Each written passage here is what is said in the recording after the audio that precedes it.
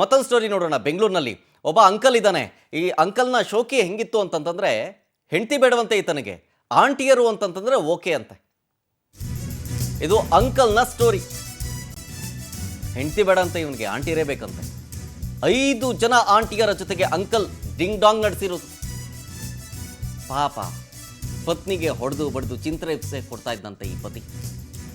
Aunty ಜೊತೆ ಶೋಕಿಗೆ ಬಿದ್ದಿದ್ದಾನೆ uncle Narayana ಅಂತ. ಈತನ ರಾಸಲೀಲಿಯ ವಿಡಿಯೋ ಫೋಟೋಸ್ಗಳು ಸಿಕ್ಕಾಪಟ್ಟೆ ವೈರಲ್ ಆಗ್ತಾ ಇದೆ. ಈತ ಹೆಂಗ್ ಮೋಸ ಮಾಡ್ತಾ ಇದ್ದ ಆಂಟಿಯರಿಗೆ ಅಂತಂದ್ರೆ, ನಾನು KPCCಯಲ್ಲಿ ಉನ್ನತ ಸ್ಥಾನದಲ್ಲಿದ್ದೀನಿ, ನನಗೆ DCM DK ಶಿವಕುಮಾರ್ ಅವ್ರಿಗೆ ಗೊತ್ತು, ಅವ್ರಿಗೆ ಗೊತ್ತು, ಇವ್ರಿಗೆ ಗೊತ್ತು, ಪೊಲೀಸರು ನನ್ನ ಏನೂ ಮಾಡೋಕ್ಕಾಗಲ್ಲ ಅಂತ ಆವಾಜ್ ಆಗ್ತಾ ಇದ್ದಂತೆ ನಾರಾಯಣ. ನ್ಯಾಯಕ್ಕಾಗಿ ಠಾಣೆ ಮೆಟ್ಟಿಲೇರಿದ್ದಾರೆ ಈಗ ಪತ್ನಿ ಅನ್ನಪೂರ್ಣ ಅವರು. ಪೂರ್ವ ವಿಭಾಗದ ಮಹಿಳಾ ಠಾಣೆಯಲ್ಲಿ ಕೇಸ್ ಕೂಡ ದಾಖಲಾಗಿದೆ. ನೋಡಿ, ಈತನ ಶೋಕಿ ಹೆಂಗಿತ್ತು ಅಂತಂತಂದರೆ, ಹೆಂಡತಿ ಬೇಡವಂತೆ, ಮಕ್ಕಳು ಇದ್ದಾವೆ, ಮಕ್ಕಳನ್ನೂ ಬಿಟ್ಟುಬಿಟ್ಟಿದ್ದಾನೆ ಇವನು. ಎಲ್ಲರನ್ನೂ ಬಿಟ್ಟು 5 ವರ್ಷದಿಂದ ಆಂಟಿಯರ ಸವಾಸ ಕೆಳೆದು ಬಿಟ್ಟಿದ್ದಾನೆ.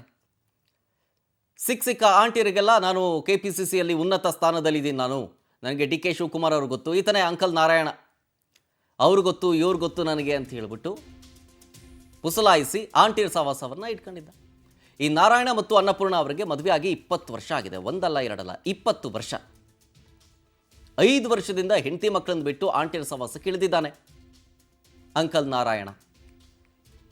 ಬಿಲ್ಡಪ್ ಕೊಡೋದು ನೋಡಿದ್ರೆ, ನಾನು KPCCಯಲ್ಲಿದ್ದೀನಿ, ದೊಡ್ಡ ಸ್ಥಾನದಲ್ಲಿದ್ದೀನಿ, ಅವ್ರಿಗೆ ಗೊತ್ತು, ಇವ್ರಿಗೆ ಗೊತ್ತು, ಪೊಲೀಸರು ನಾನು ಏನೂ ಮಾಡೋಕ್ಕಾಗಲ್ಲ ಅಂತ ಬಿಲ್ಡಪ್ ಕೊಡ್ತಾ ಇದ್ದಂತೆ. ಬಿಟ್ಟು ಬಿಲ್ಡಪ್ಪು.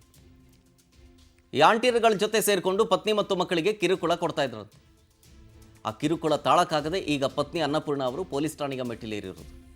ಈ ಗಂಡನ ರಾಸಲೀಲಿಯ ವಿಡಿಯೋವನ್ನು ನೋಡಿ ಕಣ್ಣೀರಾಗ್ತಾ ಇದ್ದಾರೆ ಆ ಪತ್ನಿ. ಇಂಥ ಗಂಡ ನಿಜಕ್ಕೂ ಯಾರೂ ಬೇಡ, ಅವನಿಗೆ ಶಿಕ್ಷೆ ಆಗಬೇಕು, ತಕ್ಕ ಶಾಸ್ತಿ ಆಗಬೇಕು ಅಂತ ಪತ್ನಿ ಈಗ ಆಕ್ರೋಶವನ್ನು ಹೊರಹಾಕ್ತಾ ಆಗ್ರಹಿಸ್ತಾ ಇದ್ದಾರೆ.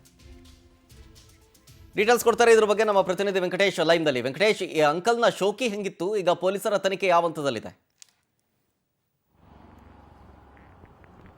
ಶರತ್, ಕಳೆದ 20 ವರ್ಷಗಳ ಹಿಂದೆ ಅನ್ನಪೂರ್ಣನವರ ಜೊತೆ ಈತ ಮದುವೆ ಆಗಿರ್ತಾನೆ. ಮದುವೆಯಾದ ಆರಂಭದಲ್ಲಿ ಎಲ್ಲವೂ ಕೂಡ ಚೆನ್ನಾಗಿರುತ್ತೆ. ದಿನ ಕಳೆದಂತೆ ಈತ ರಾಜಕೀಯ ನಾಯಕರ ಜೊತೆ ಗುರುತಿಸಿಕೊಂಡಂತಹ ವೇಳೆಯಲ್ಲಿ ತನಗೆ ಇಷ್ಟ ಬಂದವರ ಜೊತೆ ಇದ್ದೀನಿ ಅನ್ನೋ ಒಂದು ಕಾರಣಕ್ಕೆ ಆತ ಬೇರೆ ಬೇರೆ ಹೆಣ್ಣುಮಕ್ಕಳ ಜೊತೆ ಚಾಟ್ ಮಾಡುವಂತ ಕೆಲಸವನ್ನ ಕೂಡ ಮುಂದುವರಿಸಿಕೊಂಡು ಬರ್ತಾ ಇರ್ತಾನೆ.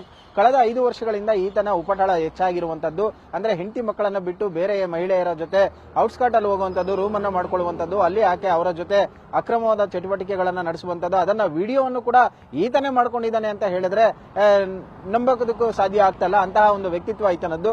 KPCCಯಲ್ಲಿ ಇದ್ದೀನಿ, ನಾನು ಪ್ರಭಾವ ವ್ಯಕ್ತಿಗಳ ಜೊತೆ ಗುರುತಿಸಿಕೊಂಡಿದ್ದೀನಿ, ನನಗೆ ಉನ್ನತವಾದ ಸ್ಥಾನ ಇದೆ ಅಂತ ಹೇಳಿ ಸಿಕ್ಕ ಮಹಿಳೆಯರ ಜೊತೆ ಈತ ಚಾಟ್ ಮಾಡುವಂತದ್ದು, ಈತನ ಒಂದು ಫೋಟೋಗಳು ಮತ್ತು ವಿಡಿಯೋ ಕಾಲ್ಗಳು ಸುಮಾರು 20ಕ್ಕೂ ಹೆಚ್ಚು ಮಹಿಳೆಯರ ಜೊತೆ ಈತ ವಿಡಿಯೋ ಕಾಲ್ನಲ್ಲಿ ಇರುವಂತಹ ಫೋಟೋಗಳು ಮತ್ತೆ ಏನೋ ಒಂದು ವಿಡಿಯೋಗಳೇನಿದೆ ಅವೆಲ್ಲವನ್ನು ಕೂಡ ಅವರ ಪತ್ನಿ ಅನ್ನಪೂರ್ಣ ಅವರು ಇಟ್ಕೊಂಡಿರುವಂತದ್ದು. ಅಂದ್ರೆ ಈಗ ತನ್ನ ಮಕ್ಕಳಿಗೂ ಸರಿಯಾದ ರೀತಿಯಲ್ಲಿ ಟ್ರೀಟ್ಮೆಂಟ್ ಅಂದ್ರೆ ನೋಡ್ಕೊಳ್ತಾ ಇಲ್ಲ, ಸಂಸಾರದ ಬಗ್ಗೆ ಆತನಿಗೆ ಯಾವುದೇ ರೀತಿಯಾದಂತಹ ಒಂದು ಗಮನ ಕೊಡಲ್ಲ, ವಿವೇಚನೆ ಇಲ್ಲ. ಸಿಕ್ಕವರ ಜೊತೆ ಸುತ್ತಾಟವನ್ನು ಮಾಡ್ತಾ ತನಗೆ ಬೇಕಾದಂತ ಜೀವನವನ್ನ ಮಾಡ್ತಾ ಇದ್ದಾನೆ. ನನಗೆ ಈಗ ಅನ್ಯಾಯ ಆಗಿರುವಂತದ್ದು, ನನ್ನ ಮಕ್ಕಳ ಭವಿಷ್ಯವನ್ನು ರೂಪಿಸಬೇಕು, ಅಂತಹ ನಾನು ಹೋರಾಟವನ್ನು ಮಾಡ್ತಾ ಇದ್ರೆ ಈತ ತನಗೆ ಬೇಕಾದ ರೀತಿಯಲ್ಲಿ ಜೀವನವನ್ನು ಮಾಡ್ತಾ ಇದ್ದಾನೆ ಅಂತ ಹೇಳಿ ನೊಂದು ಕೂಡ ಈ ಮಹಿಳೆಯನ್ನು ಪೊಲೀಸ್ ಠಾಣೆಗೆ ದೂರನ್ನ ಕೊಟ್ಟಿದ್ದಾರೆ. ದೂರಿನ ಆಧಾರದ ಮೇಲೆ ಪೊಲೀಸರು ಒಂದು FIR ಅನ್ನು ದಾಖಲಿಸಿಕೊಂಡು ತನಿಖೆಯನ್ನ ಮಾಡ್ತಾ ಇದ್ದಾರೆ. ಆದ್ರೆ ಈತ ತನ್ನ ಇದಕ್ಕೆ ಎಲ್ಲವನ್ನು ಪುಷ್ಟಿ ನೀಡುವಂತಹ ಈತನ ಒಂದು ಮೊಬೈಲ್ ನಲ್ಲಿ ಕೆಲವೊಂದು ವಿಡಿಯೋಗಳನ್ನ ರೆಕಾರ್ಡ್ ಮಾಡಿ ಇಟ್ಕೊಂಡಿರುವಂತದ್ದು. ಅಂದ್ರೆ ಈ ಮೊಬೈಲ್ ನ ಪರಿಶೀಲನಾ ವೇಳೆಯಲ್ಲಿ ಕೆಲವೊಂದು ಫೋಟೋ ಮತ್ತು ವಿಡಿಯೋಗಳನ್ನ ನೋಡಿ ಅನ್ನಪೂರ್ಣ ಅವರು ಶಾಕ್ ಆಗಿದ್ರು. ಅದನ್ನ ಪ್ರಶ್ನೆ ಮಾಡಕ್ಕೆ ಹೋದ್ರೆ ಅವರಿಗೆ ತನಗೆ ಇಷ್ಟ ಇದ್ರೆ ಇರಬಹುದು, ಇಲ್ಲಾಂದ್ರೆ ಹೋಗು ಅಂತ ಹೇಳಿ ಧಮಕಿಯನ್ನ ಹಾಕಿ ಮಾನಸಿಕವಾಗಿ ಹಿಂಸೆಯನ್ನ ಕೊಡೋದ್ರ ಜೊತೆಗೆ ಪ್ರತಿನಿತ್ಯ ಕೂಡ ಹಲ್ಲೆಯನ್ನ ಮಾಡ್ತಾ ಇದ್ದಾರಂತೆ. ತನಗೆ ನ್ಯಾಯ ಬೇಕು ಅಂತ ಹೇಳಿ ನೊಂದಂತಹ ಅನ್ನಪೂರ್ಣ ಅವರು ಪೊಲೀಸ್ ಠಾಣೆ ಮೆಟ್ಲೇರಿದ್ದಾರೆ. KPCCಯಲ್ಲಿ ತಾನು ಗುರುತಿಸಿಕೊಂಡಿದ್ದೀನಿ, ನನಗೆ ಯಾವುದೇ ಪೊಲೀಸ್ ಠಾಣೆಗೆ ಹೋದ್ರು ಕೂಡ ಯಾವ ಪೊಲೀಸರು ನನಗೆ ಏನು ಮಾಡೋದಿಲ್ಲ, ನನಗೆ ಎಲ್ಲರ ಒಂದು ಏನೋ ಒಂದು ಬೆಂಗಾವಲಿದೆ, ನನಗೆ ಸಪೋರ್ಟ್ ಆಗಿದ್ದಾರೆ ಅಂತ ಹೇಳಿ ಈತ ನಡೆದುಕೊಳ್ತಾ ಇದ್ದಾನೆ ಅಂತ ಹೇಳಿ ಒಂದು ಮಹಿಳೆ ಅಂದ್ರೆ ಹೆಂಡತಿ ಏನಿದ್ದಾರೆ ಇವರು ಕೂಡ ದೂರನ್ನ ಕೊಟ್ಟಿದ್ದಾರೆ.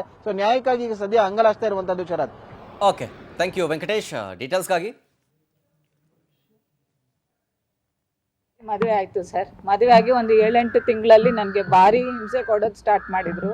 ಅದರ ನಂತರ ನನಗೆ ನೀನು ಬೇಡ ಅಂತ ಹೇಳೋದು, ನನಗೆ ಇದೇ ಥರ ಮನೇಲಿ ಹಿಂಸೆ ಕೊಡೋದು, ನಮ್ಮ ಅಕ್ಕ ತಂಗಿಯರಿಗೆಲ್ಲ ತೊಂದರೆ ಕೊಡೋದು ಎಲ್ಲ ಮಾಡ್ತಿದ್ರು. ನಾನು ಒಂದು 10 ಸಲ ನಾನು ಸ್ಟೇಷನ್ಗೆ ಕೊಟ್ಟಿದ್ದೆ. ಕೊಟ್ಟಿದ್ದಾಗ ಕಂಪ್ಲೇಂಟ್ ಕೊಟ್ಟಿದ್ದಾಗ ಇವ್ರು ಹೇಳೋದು, ನಾನು CM ಮನೆಯವರು, ನನ್ನಿಂದ ಏನು ಮಾಡೋಕ್ಕಾಗಲ್ಲ, ಎವಿಡೆನ್ಸ್ ನಿನ್ನ ಹತ್ರ ಏನೂ ಇಲ್ಲ ಅಂತ ಹೇಳಿ ನಮ್ಮನ್ನ ಭಾರಿ ತೊಂದರೆ ಕೊಟ್ಟಿದ್ರು. ಇತ್ತೀಚೆಗೆ ಅವರು ಸಾಹೇಬ್ರ ಹತ್ರ ಇರೋದು KPCC ಡೈರೆಕ್ಟ್ರು ಅಂತ ಹೇಳಿದರು ನನ್ನ ಹತ್ರ. ಮತ್ತು ಅವರು ಸಹ ಹೇಳಿದರು. ಅದರ ನಂತರ ಇತ್ತೀಚೆಗೆ ನನಗೆ ಈಗ ಗೊತ್ತಾಗಿದ್ದು ಸರ್, ಅವರದ್ದು ಫೋಟೋ ಬೇರೆ ಹೆಂಗಸರದು ಅಸಹ್ಯವಾಗಿರೋದೆಲ್ಲ ವಿಡಿಯೋಸ್ ಎಲ್ಲ ನನಗೆ ಗೊತ್ತಾಯಿತು. ಇನ್ಯಾವತ್ತೂ ಅವರ ಜೊತೆ ಇರೋದು ಸಾಧ್ಯನೇ ಇಲ್ಲ ಸರ್. ನನಗೂ ನನ್ನ ಮಕ್ಕಳಿಗೆ ಸಹಾಯ ಮಾಡಿ ಅಂತ ಕೇಳ್ತೀನಿ ಸರ್ ಅವರನ್ನು ಕರೆದು. ನನಗೆ ಅವರಿಂದ ನನಗೆ ನ್ಯಾಯ ಕೊಡಿಸ್ಬೇಕು ಸರ್. ಅವರು ಎಷ್ಟು ಹೆಣ್ಣು ಮಕ್ಕಳು ಅದರಲ್ಲಿ ಫೋಟೋಸ್ ಇದ್ದಾರೋ ಅವರನ್ನೆಲ್ಲ ಕರೆಸ್ಬೇಕು ಸರ್, ಕರೆಸ್ಬೇಕು. ನಾನು ಸಾಹೇಬ್ರಿಗೆ ನಾನು ಭೇಟಿ ಆಗಬೇಕು ಸರ್ ದಯವಿಟ್ಟು. ಹೌದು ಸರ್, ಇದೆ ಸರ್, ನನ್ನ ಹತ್ರ ಎಲ್ಲ ಎವಿಡೆನ್ಸ್ ಇದೆ. ಅದರಿಂದ ನಾನು ಎಲ್ಲ ದಾಖಲೆ ಮಾಡ್ತೀನಿ ಸಾಹೇಬ್ರಿಗೆ. ಹೌದು ಸರ್, FIR ಆಗಿದೆ ಅವರಿಗೆ, ಮಹಿಳಾ ಪೊಲೀಸ್ ಸ್ಟೇಷನ್ ಶಿವಾಜಿನಗರ ಸರ್. ಆಯ್ತು ಸರ್, ಈಗ ಒಂದು 4-5 ಡೇಸ್ ಆಗಿದೆ. ಕ್ರಮ ತಗೊಳ್ತಾ ಇದ್ದಾರೆ ಸರ್. ಅವರೆಲ್ಲ ನನಗೆ ಸಹಾಯ ಮಾಡಿದ್ದಾರೆ.